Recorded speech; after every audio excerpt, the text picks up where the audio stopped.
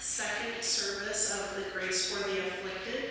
I am going to welcome you to my friend Amber Wolfrom. She works for the Family Resource Center, and she is going to give us some information on trauma-informed care and teach us how we can think about trauma and how it impacts people, not only ourselves, but the people around us. So please give a warm welcome to my friend Amber Wolfrom. Thank you so much. I'm going to try really hard not to yell because I get excited about the things that I talk about and my voice tends to project. So just do the symbol if I start to get too loud. Thank you so much for having me here this evening. I got to watch Nicole's presentation over the weekend, and if you haven't had a chance to watch that yet, please go back because some of the things I'm going to talk about today really do build on really individuals being able to tell their story in a safe place with grace, and so it'll all add up. So Grace for the Afflicted, Trauma-Informed Care Approach. First, I want to thank you for being here and for being willing to be open to this information. And with that, though, I want to do a quick reminder about self-care. In order to talk about trauma-informed care, we have to talk about trauma. And there's no way for me to know everyone's story in the room, and there's no way for me to know the stories of those that are watching. So if you need to take a moment, if you need to step outside or put me on mute, whatever you need to do to create some sanctuary for yourself, please do so.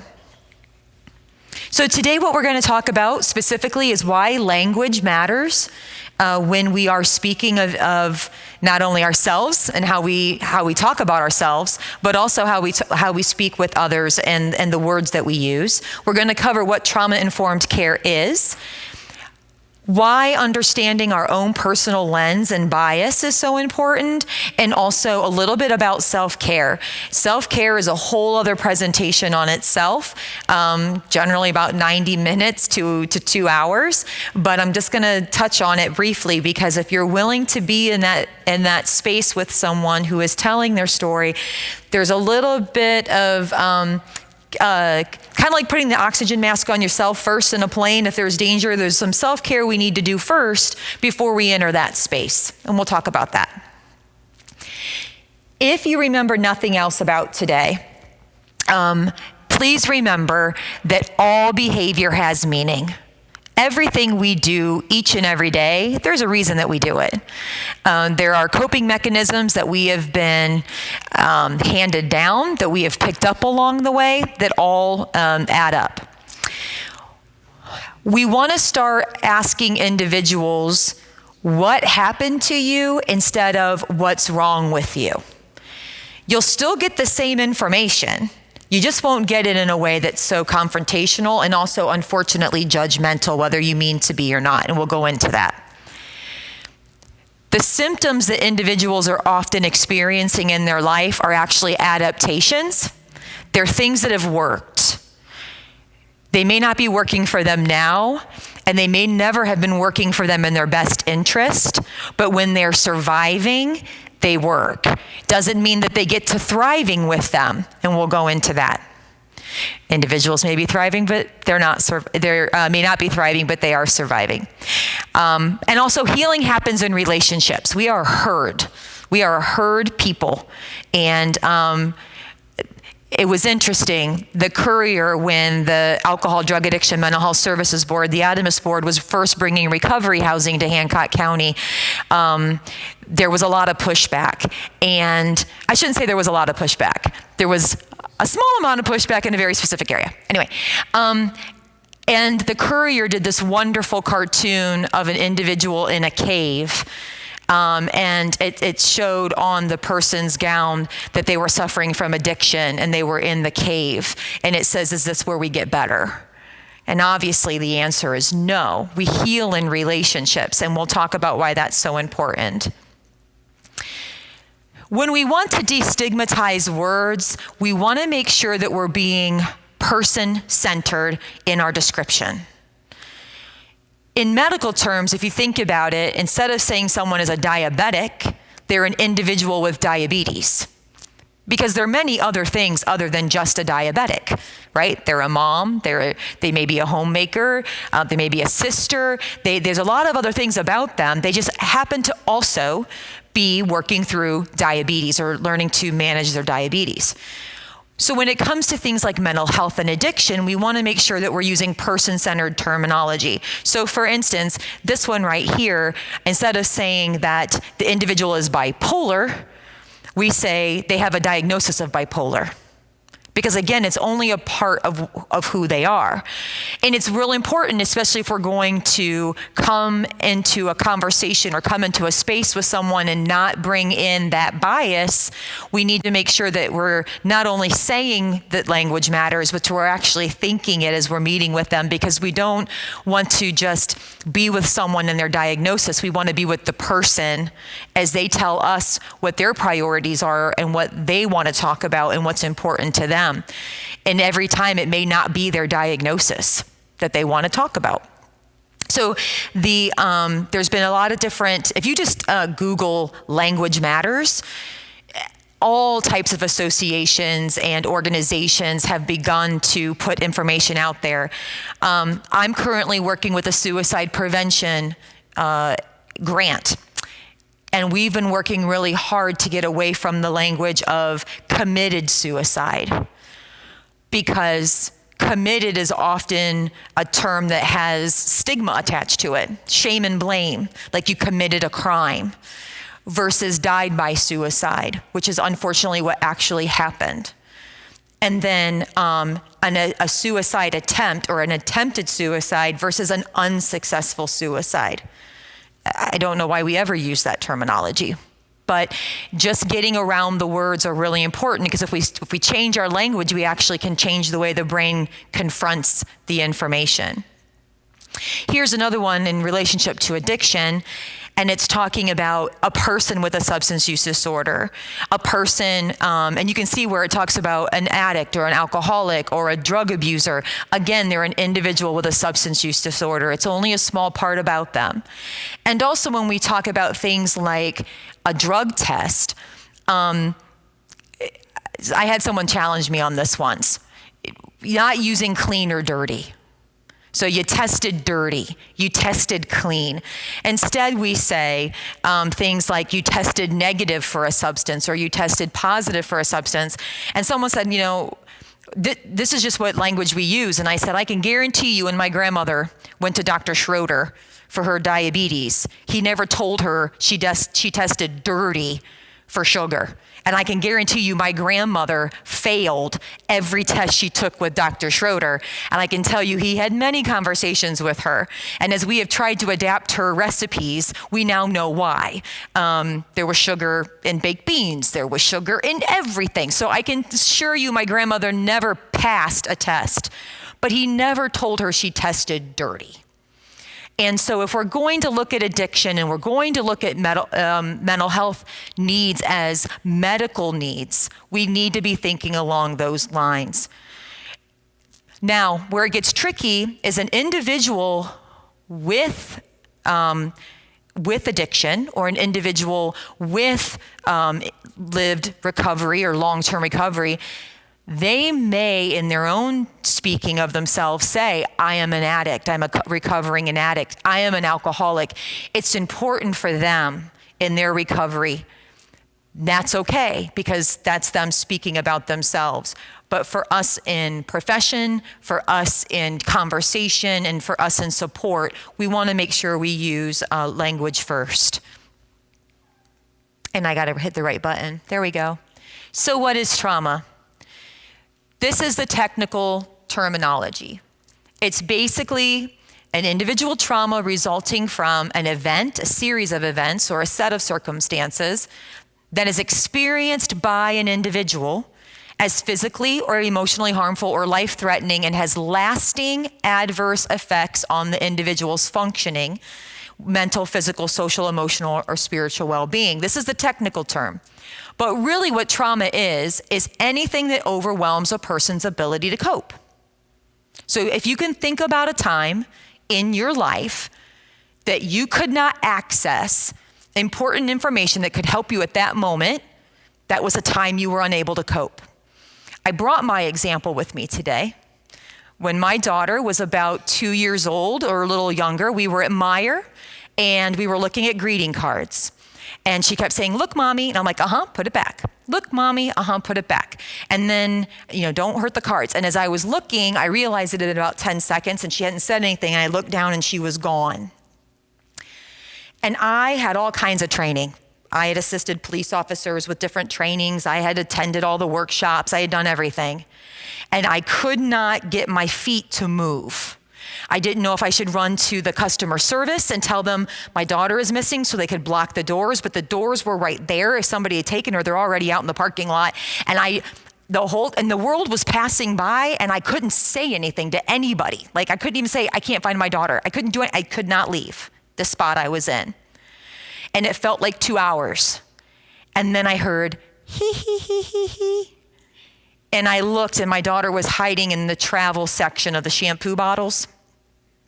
And as I marched across the aisle and I saw her face change, and I drug her back across the room and I sat her down and I said, "You will never leave me again. Don't ever do that." I then had to sit there and cry for about 15 minutes in the card section. And a mother walked by watching me drag my daughter and tried to give me judgment, and that did not go well either. I let her know that her opinion was not wanted at that moment.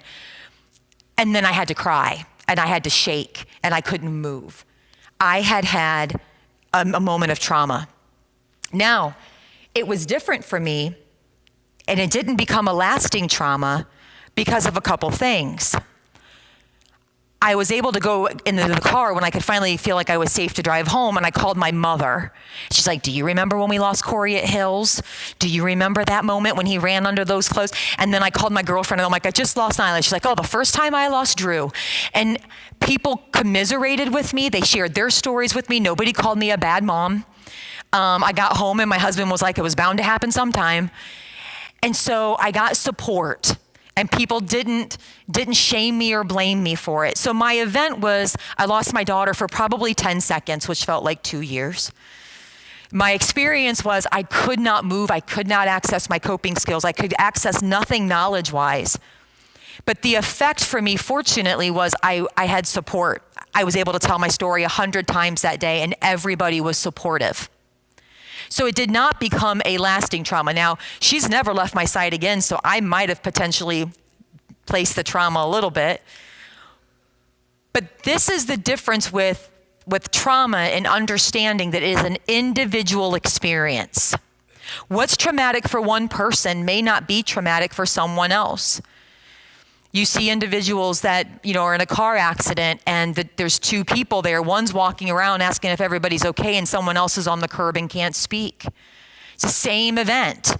It was the same experience, but the effects are different. I usually use the example about Findlay flooding. It's the same event, Findlay floods, but the experience is different for everyone depending on where you live, depending on where you work, depending on if you have insurance, depending on if you have good social supports or an employer that understands. And the effects are different whether you get to move right back into your house or you never had to leave your house. It's all different for individuals. So we have to be very careful not to place what might be traumatizing for us onto someone else, and when someone's telling their story to us. Here are some potential events. Unfortunately, with abuse, a lot of examples of that every day in our papers and in our news. When it comes to, but I will say, in abuse, something new coming out of research that we're understanding better is with witnessing violence, especially with children. There was a very old archaic idea that, well, if the child themselves had not been abused in the situation, the child was unharmed.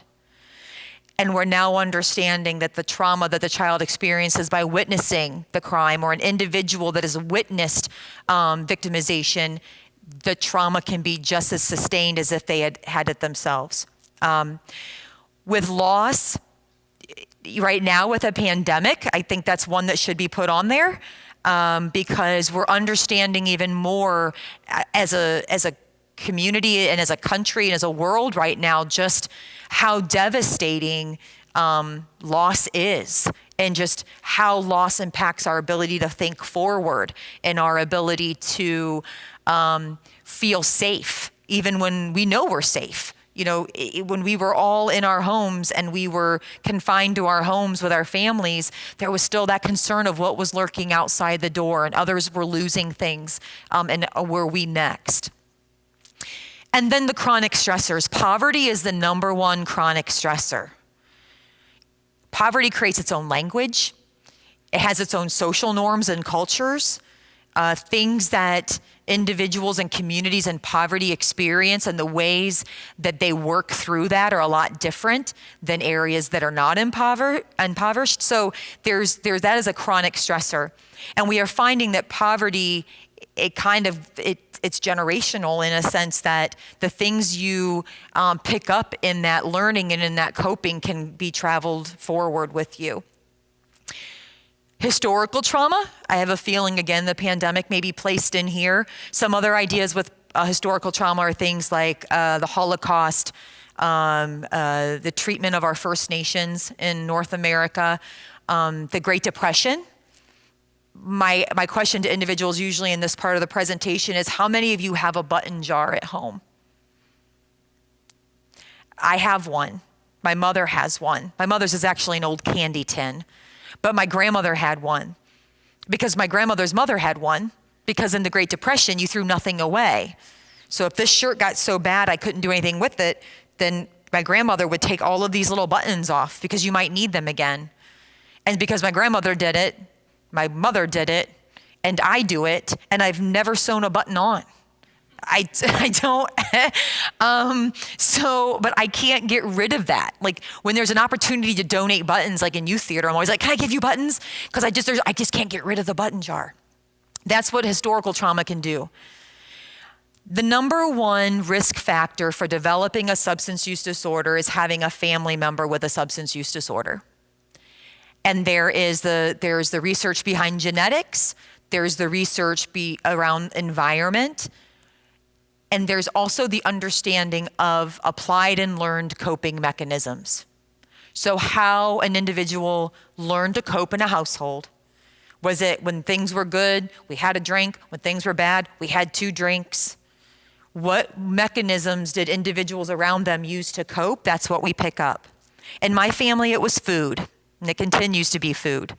We commiserate, we celebrate around food. And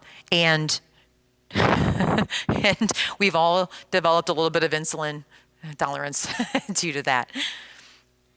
Experience of trauma.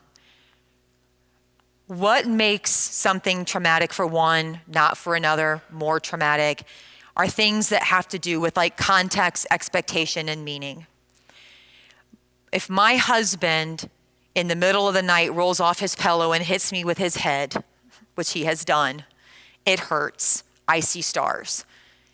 But he didn't do it intentionally.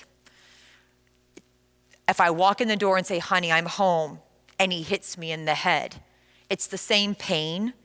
It's the same, I'm still gonna see stars, but the context and the meaning behind that injury is different. The threat to life and bodily integrity or sanity, when I train with police officers, the one thing I share, one of the most mundane calls they go on, one of the most simplest calls they go on often are B&Es. Do you know what those are? Breaking and entering, right? Burglary. But to the homeowner, their sanctuary has been violated.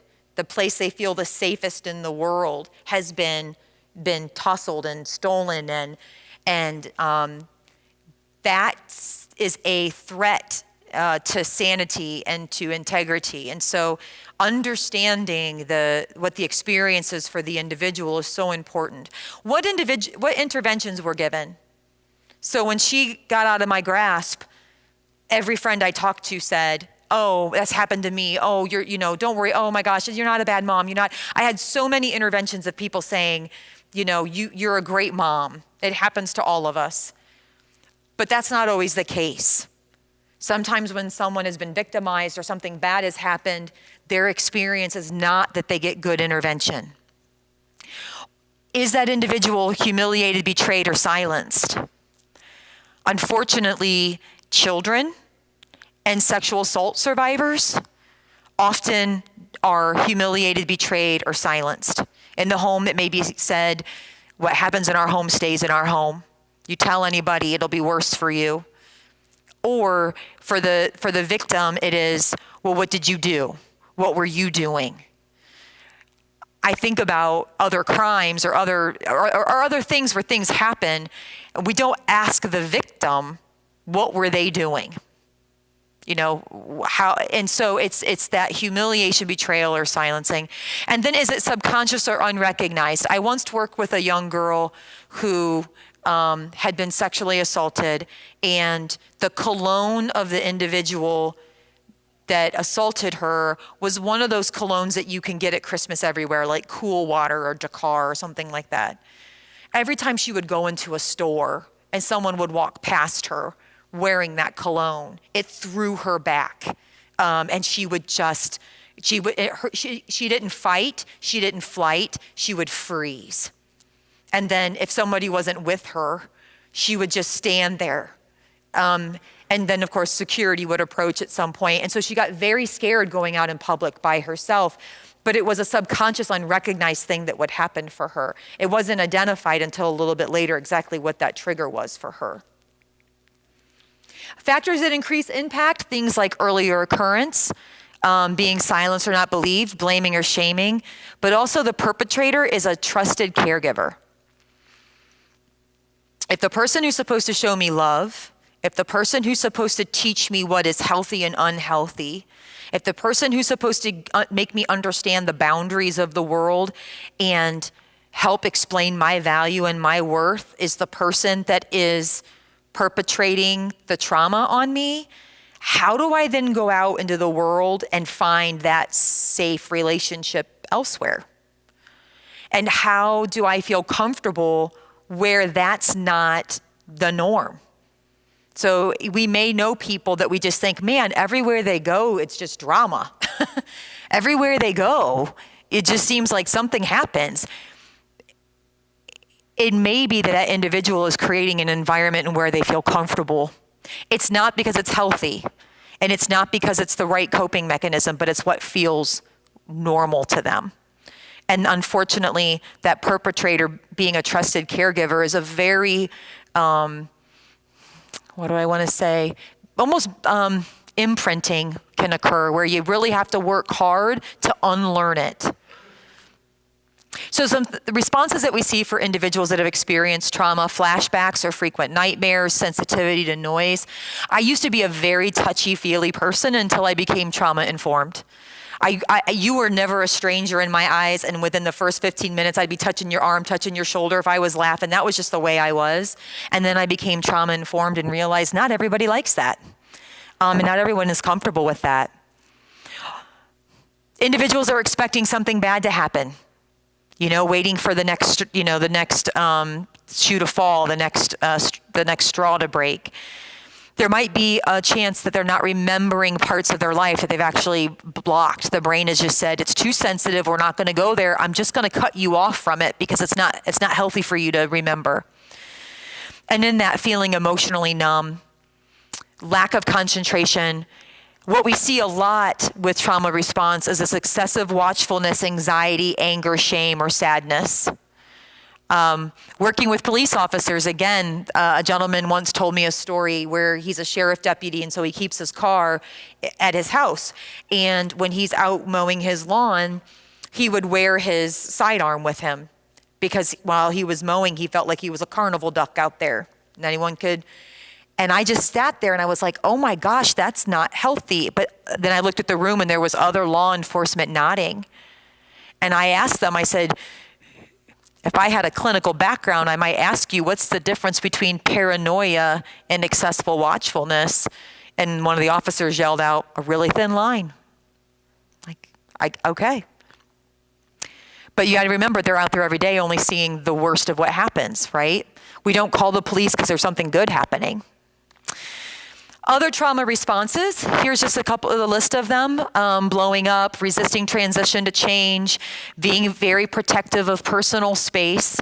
It's often a fight with control, because when someone else has had control, they abused it. And so I'm going to hold on to it. I'm not going to give it up that easily. I'm not going to trust you that easily, because I've trusted in the past and it's ended up hurting me.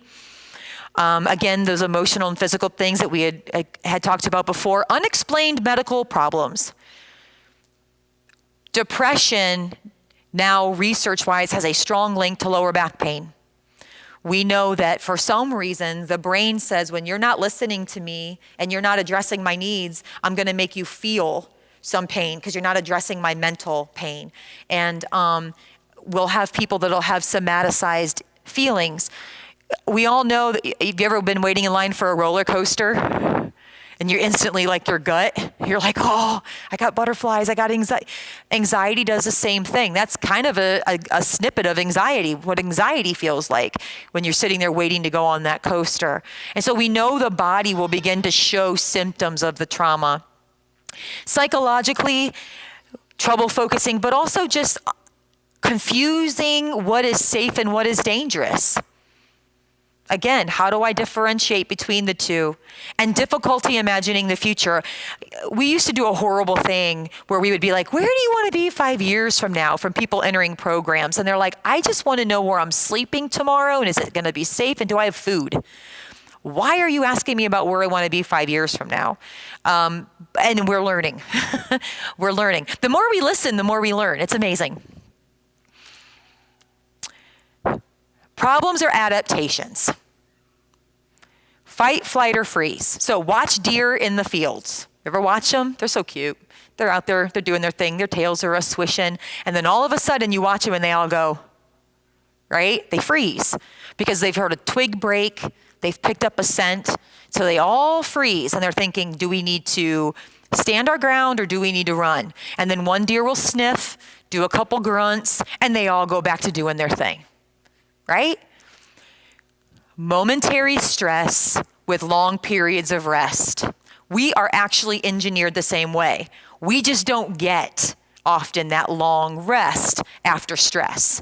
If you ever drive Tiffin Avenue anytime after 2:30, you feel like a gazelle just with lions surrounding you, right? You're just like, stay in the center line, don't give up your ground, watch the lights. And then my daughter's learning to drive and she's sticking her hand up at the windows like, don't pull out, stop it. You know, because you feel like they're just coming at you from every which way. So fight can look like non-compliant or combative. If I'm in fight mode, if someone has triggered me, if I'm under stress right now, I could be standing in front of you and you don't know that something is triggering me at this moment, I may look like I'm struggling to hold on, or I may be fighting for power. But what I'm actually doing is I am in fight mode. If I'm in flight mode, I may look like I'm uncooperative or disengaged, or I'm withdrawing. But really in response, I'm actually just in flight mode. Or I could look like I'm passive or unmotivated. I could look like I'm just going to hand you over all the power and just say, you decide for me. I don't care. I don't care. I don't care. It may not be that I don't care. I am just frozen. And when this happens, fight, flight, or freeze, we're not up here in the prefrontal cortex making executive decisions. We're back here in that primitive brain. Because the primitive brain gets activated whether we want it to or not. Anyone ever scare you from behind? You're like, you got your head in the closet, someone comes up behind you. You either turn around and deck them or you scream like a baby, right? And you don't really have a control over what you do because it's your fight, flight, or freeze. My husband, 6'4", 270 pounds. Ah! If you accidentally scare him. My grandma, 5 foot, deck you and then apologize. But she didn't have any control over it. So we have to understand that when we're working with someone, if we're starting and we're talking with someone, or we've asked someone a question, or we're in a space where they're sharing and we start to see maybe anger, or we start to see like they're withdrawing, or we start to see that they become unresponsive, we need to understand that they may be actually going into a stress mode. And what we can do is we can start asking some simple questions. If there's someone that we know, there's a really great thing where you can say something like, you know what, can you tell me your 5 favorite ice creams? Or, hey, let's look around the room real quick. What are 5 things in this room that are brown? Because if I have to start like listing things, or like police officers, they'll say, what is your name? What is your name? What is your address? They're not writing it down. They're just trying to get you back up here so that they can ask you the things they need to know. If I have to start answering questions, then I have to get out of here to do it. And again, is it someone who's just in a place right now that they're not able to engage the way that they even maybe want to? So what's wrong becomes what happened. If I came in and I was soaking wet, carrying my presentation, walking in the door, and you were like, oh my gosh, what's wrong with you? Like, well, I'm dripping wet. It's raining. I don't have my umbrella. And then it's like, what? You kind of put me on the defensive versus, oh my gosh, what happened?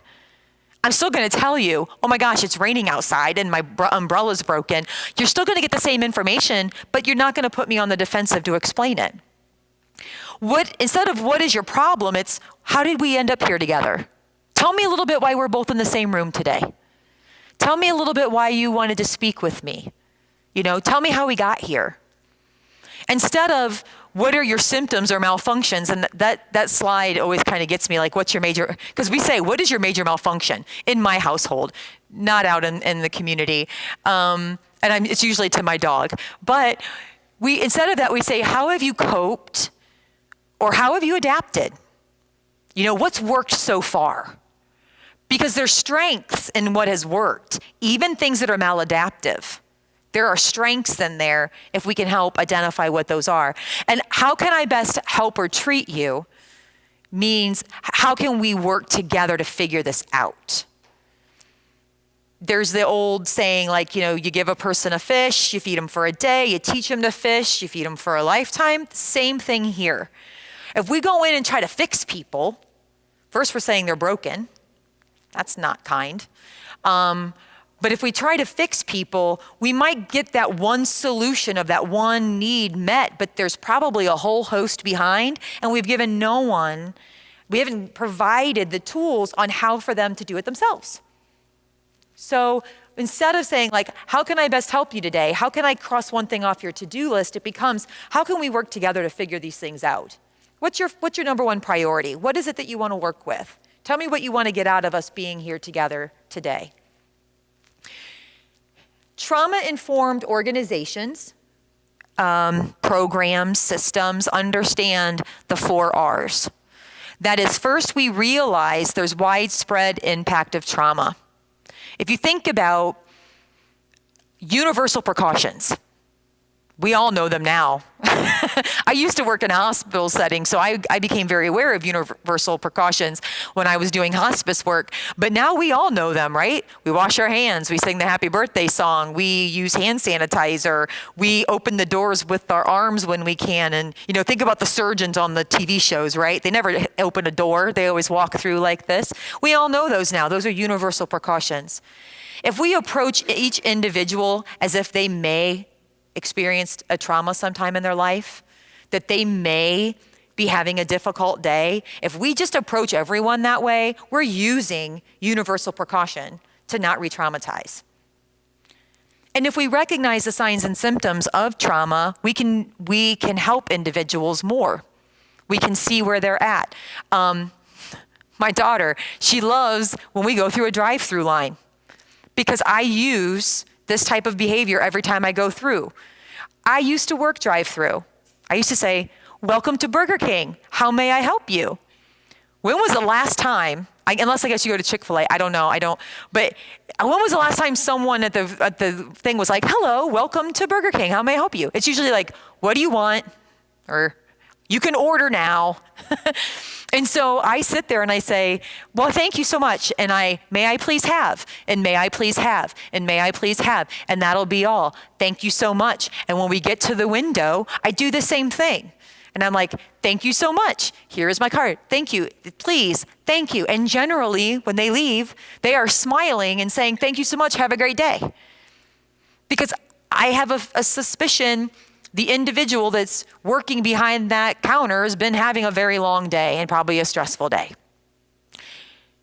Response, meaning by fully integrating knowledge about trauma into policy, procedures, and practice. What does our material look like? What do our forms look like? When we approach a door, what do the signs say? Are we being trauma informed in the way we present ourselves? Do an environmental scan when you walk around. If you've got programming that requires someone to fill out an application or something, read it through.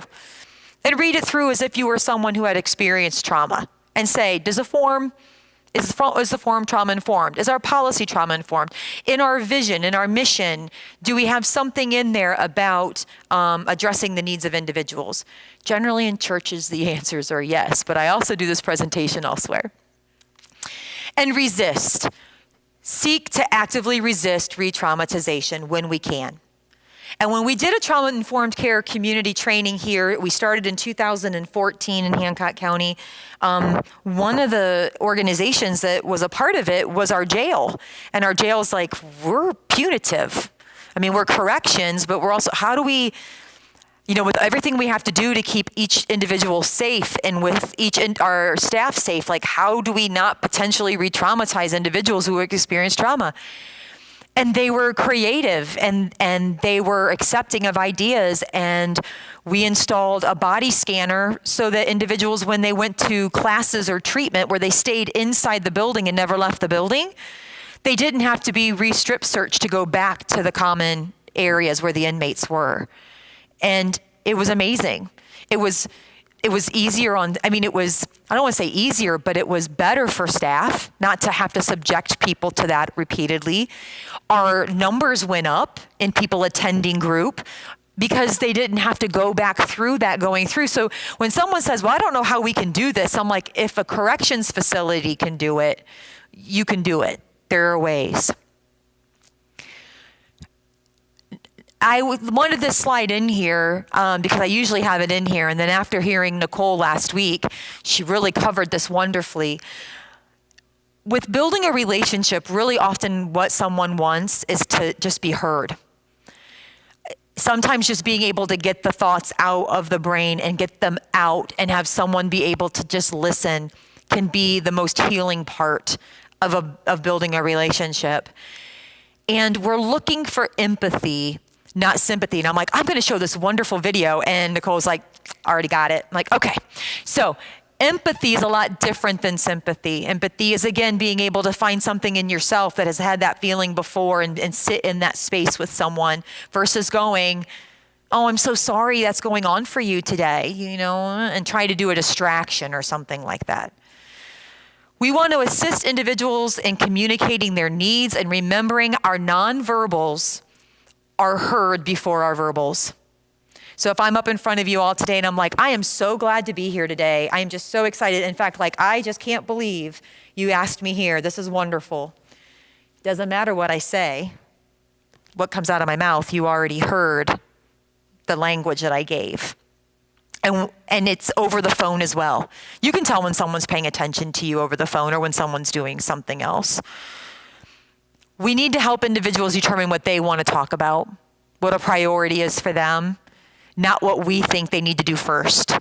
Because what we think they need to do first to heal may not be what they feel is the first thing they want to tackle or they want to talk about.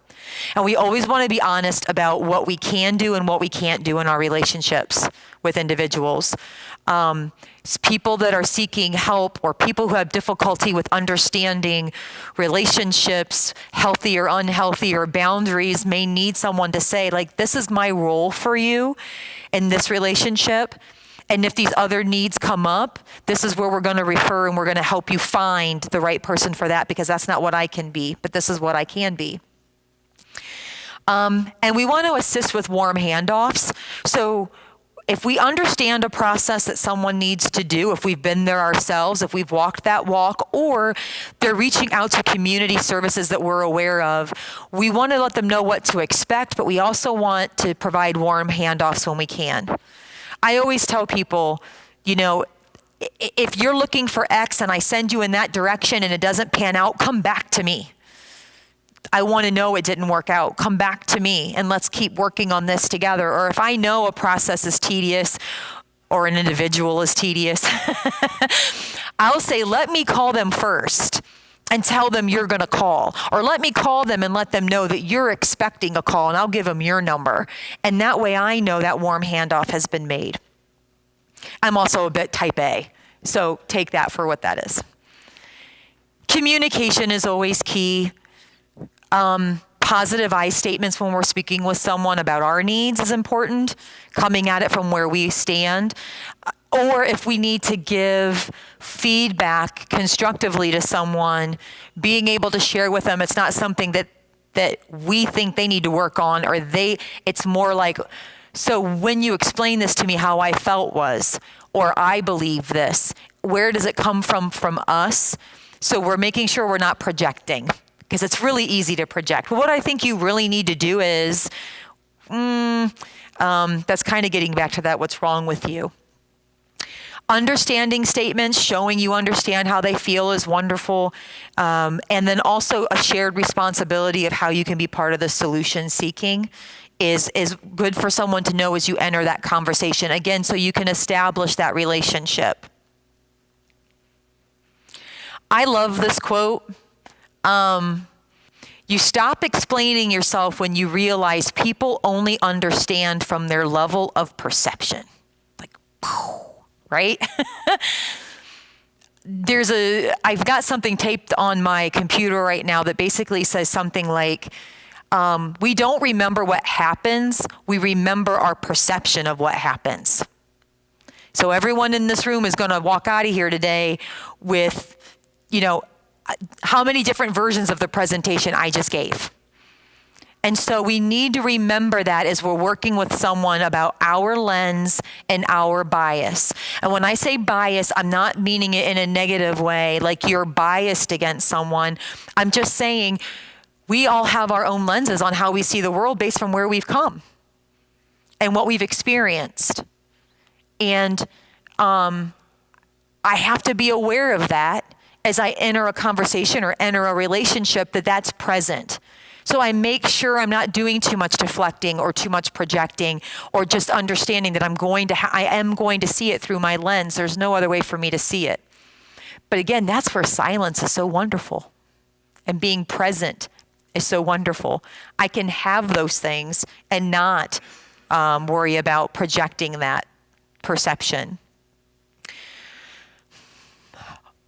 Whenever we take on an endeavor, we have expectations. We paint a room, we have an expectation of how that room's going to look when we're done, right? When we enter a relationship or a conversation, there's generally a little bit of expectation about where it's going to go or how it's going to end. And if we are aware that there's usually expectations, we need to understand that we got to be careful about unrealistic expectations. I joke sometimes about there's certain individuals that I don't get on a phone call with quickly. I know that. I've fallen into that unrealistic expectation that I can call someone and it'll last 5 minutes. I don't do that anymore. I know that about that. So some of the unrealistic expectation dangers are things like disappointment, relapse when we're working with individuals who are in short-term recovery of whatever they're in recovery of. There can be relapse, and we need to make sure that we allow space for them to work through that, get the right assistance, get them the right needs, but also not bring that on as like it's something that we need to take ownership of, or that we need to somehow change the dynamic because of. Complacency, harsh judgment, resentment, excessive pressure. Sometimes we enter a relationship or a conversation and we think this is how this has to go, and we can project a lot of pressure into that conversation without a lot of awareness of it. And then you'll see someone go into fight, flight, or freeze. because there's an energy that we admit when we're working with people, when we're talking with people, and people can sense when we are starting to put pressures in that really should not be there. So how can all this impact us? First off, this is more for me than you because I put this baby in every single one of my presentations. I don't even know if it's photoshopped. I don't care. This makes me happy. But it's really important that we understand that if we're going to do some hard work with people, if we're going to go into this space with them, if we're going to create just room for grace, and I don't want to say like become a sponge because that's not what we're doing, but we're becoming a place where someone can feel that they can share. We need to understand some impact with that. We are all on a continuum every day. The hope is we all wake up in the green. We all wake up healthy. We've got a good night's sleep. We've been we're well rested. We had a good meal the night before, that we have great expectations for the day, that we're positive about how the day is going to go. And that's our goal. But there's sometimes that we're reacting. Alarm doesn't go off. Daughter took your lunch to work and you have to make your own when you're walking out the door and didn't realize it. And you can go reacting for a minute or for maybe a day because you're now irritable, impatient, you got some nervousness, maybe you're having difficulty concentrating a little bit. But the hope is that you find it, you fix it, you get in a good space, you do a little prayer, you do a little meditation, you do a little quiet space for yourself, and you move back over to healthy. But unfortunately in our lives, things can happen and sometimes happen in repetition, and we can find ourselves injured. And that's where we may have anger or anxiety or this pervasive sadness or hopelessness. We may find negative attitude creeping in, have difficulty sleeping, maybe withdrawal from others. We may start to see the use of substances or food or shopping or anything that we're using to kind of go in and try to replace this feeling of happiness. We're using something else. And then on the continuum, of course, there's also ill. And ill, we can get there. Actually, we can get to any of these from reacting injured or ill. We can get there because of things going on around us or things going on inside us. No differently than the heart and the liver and the kidneys and the eyes that all have functions and we hope they do what they're supposed to do. The brain is another organ in the body. And it doesn't always squish the right amount of chemicals or, help us get the sleep we need or do the things that we would want it to do. No different than any other organ. The good news is if we know what's going on, whether it's on the outside or on the inside, we can come up with a plan. We can come up with a way to work with that. But we have to remember that everybody we're coming up to each day is also on the continuum. So we're interacting, all of us, as little independent green, yellow, oranges, and reds every day. And we have to know where we're coming from before we enter into someone else's space, because it may not be the right time or the right place. And someone says, could we talk? If I'm yellow or orange, it may not be a good day to do that. And I may need to say, I really would love to right now, but right now I'm not in a really good place. But if you need to, maybe who else can we talk to? Who else do we have that we can contact? But right now I'm not in a good place. Because what can happen is if we say, no, yeah, let's do this, I might go from yellow now to orange, and I haven't put the mask on myself. It's amazing how we understand limitations for other things, but not ourselves. So if my cell phone battery dies, I can't sit there and go, please, one more call. Please, one more Facebook swipe. Please, please. If the battery's out, the battery is out. You see those people that are, their cars parked a quarter of a mile from the exit ramp? They were one of those people that was telling their car, I know you're on E for the last 50 miles, but we just only have 2 more miles to go. And the car's like, guess what? No gas, no go. And it stops. But we do this to ourselves all the time. We know we're on E. We know our battery lines are in the red. And we're just like, okay, one more phone call, one more email, one more conversation, and we do it to ourselves. And what ends up happening is we got a lot of people running around bumping into each other in the yellow, orange, and red. So understanding that, we have the potential, if we're not practicing self-care, to run into things that are called like compassion fatigue or burnout, or what we're really understanding more about now is vicarious trauma. It's the trauma of helping others that are in need and others that have experienced trauma, in us helping that. We've had some vicarious experience of that. And what we start to see in ourselves when that happens is that hypervigilance, the moral distress, that compassion fatigue, cynicism. Certain professions have a high rate of cynicism because they're dealing with difficult things all the time. And the easiest way to deal with it is sort of to displace the emotion to it or displace the humanness of it. Feeling trapped, exhaustion, reduced sense of personal or sense of accomplishment. Seeing the world as a far dangerous place. Because if we're spending a lot of time helping individuals that have been through either victimization or crime or the throes of addiction, we can start to feel like, is that all that's out there? If we're not getting out and doing other things and practicing self-care. And we can see an increased protectiveness of our loved ones. If we work a lot of trauma work, we can start to want to keep the people around us really close, which can often to them feel like they're under a thumb because we know what's out there in the world. My response to COVID and not being able to go on my 20th wedding anniversary to Europe was I bought a boat.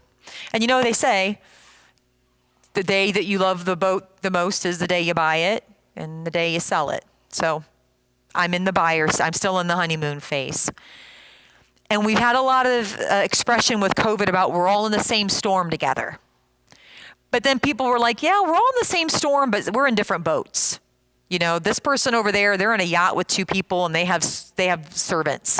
And I'm over here floating on a dinghy with 4 kids all by myself. Like, you know, yeah, we're all in the same storm, but we all have different levels of security and protection in that storm. But I like this quote. Ships don't sink because of the water around them. You know, when they find those phantom ships out in the ocean, they've been floating for like 5 years, no humans on it, they just keep floating. Because they didn't get water in their bilge. They've stayed dry. They sink because the water gets in. Once the water's in, not a good thing. So how do we as vessels float out there in the chaos of the world every day and keep the chaos out? How do we go out in the world of the drama? How do we go out in the world of the hurting? How do we go out in there and we offer that aid and we offer that sanctuary, but not bring it into the vessel? We do that, well, there you go. I'll tell you how. We do that by practicing self-care. We make sleep a priority. Our sleep diet should be as important as our food diet. We need to make sure we do it every day. Your bedroom should be as close to a cave as possible. Remember, we were out there a lot longer than we've been in here. This is all artificial. So think about nice and dark and cool. It's what we're engineered for. Sound machine if you need it. Go around your room. You got any little light shining? Get some black electrical tape over those babies. You got an extension protector cord. Your TV emits a light. Figure a way to turn it out or block electrical tape. Get the room dark. Get the room cool. We also want to make sure our sleep is accompanied with good food because food is fuel. If you put bad gas in your car, you'll only do it once, right? But how often do we put food in our bodies that our body does not agree with? And our body's like, please don't ever do that again. And we're like, well, I know, but... and this is usually the part in the presentation where I bust a lot of bubbles and let people know Velveeta's not food. I'm sorry if they're a sponsor of today's program. Velveeta is not food. Animals don't eat it. We should not either. So take a look at what your body says, I like or I don't like, and listen to your body, because we want to make sure we're fueling. What we put in is what we get out. And our body needs so much to rebuild every night. We want to not eat before bed. Let's have the body rest while it sleeps. Wouldn't that be wonderful? That like everything could, well, the heart and the lungs, we want to keep working, right? The brain, we'd like that to keep going too. But what if all the other organs could rest and rebuild while we sleep? Because we're not putting stuff in it right before we go to bed. We also want to get outside as much as possible. If you can get outside every day, several hours a day, you will begin to heal. How many of you can go stare at a campfire for hours? Yeah. How many of you could go stare at water for hours? Or walk around a forest and just look up and look down and just feel literally at home? We were out there longer than we've been in here. The sun, the circadian rhythm, rising with the sun, setting with the sun, our bodies are engineered for that. All this artificial light tries to trick the body into saying, you can go longer, you can do more. If the sun goes down, turn on a light. It gets cold, turn on the heat. So we have to think about getting outside. It reduces inflammation. It helps with short-term memory. It helps our eyes. Inside, everything is this close. Outside, you're like, oh, look, raccoon tracks. Oh, look, a bird. Oh, look, a plane. Your eyes are constantly moving, constantly having to adjust. And the sound of the outdoors. Now, I'm not talking like downtown Main Street. But in Hancock County, if that's where you're watching from, we're so fortunate. We've got Litzenburg, we've got River Bend, we've got Riverside, we've got Arrowland Park. We've got so many things so close to us that you can be outside very easily within 10 to 15 minutes. So we want to make sure also that we're thinking about something called reframing. It takes practice though. But reframing helps us reduce our stressors because we're reducing the things we perceive as stressors.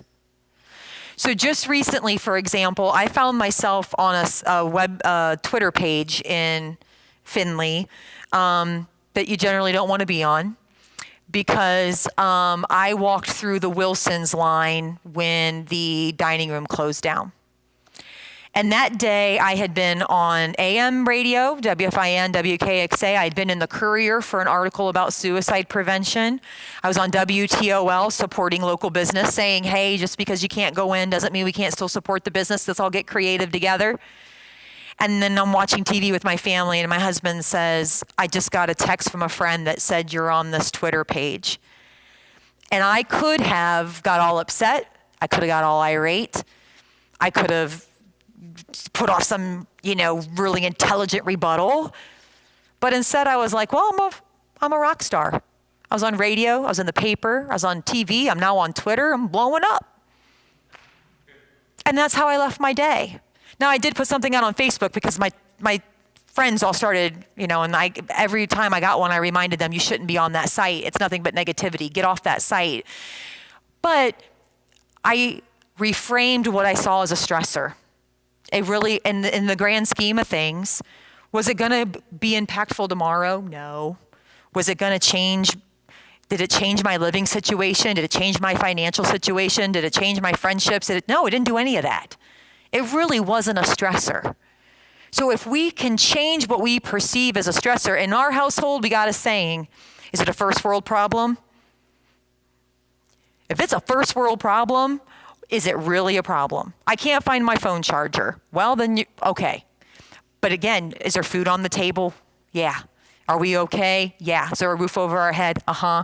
Are we pretty fortunate? Yep. Then it really isn't a stressor. It's an inconvenience, but it's not a stressor.